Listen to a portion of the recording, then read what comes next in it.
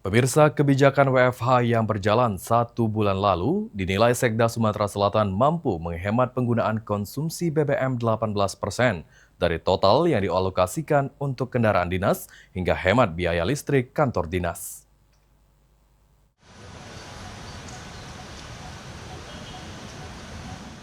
Penerapan kebijakan Work from Home atau WFH yang dimulai sejak 10 April 2026 lalu sudah berjalan selama 1 bulan. Langkah tersebut sebagai upaya pemerintah menghemat penggunaan BBM nasional di tengah ketidakpastian global.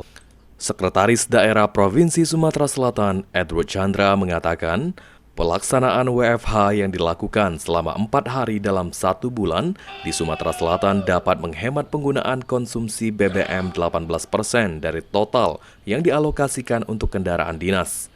Selain itu, meski belum dihitung secara rinci, penerapan WFH di Sumatera Selatan juga dapat menghemat penggunaan listrik di kantor dinas.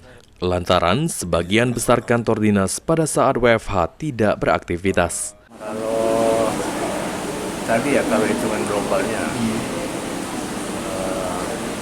kalau 4 hari dalam sebulan WFH itu kan 18% kalau dari konsumsi bahan bakar dan minyak yang dialokasikan untuk kendaraan-kendaraan dinas yang ada. Listrik juga kita bisa ukur dari 2 bulan terakhir dari penggunaan sebelum WFH. Kemudian pada saat WFH nanti akan tagihan listrik di bulan April itu akan kelihatan.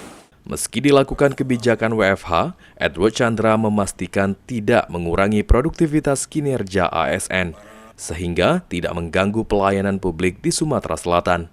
Eki Saputra, BAL TV.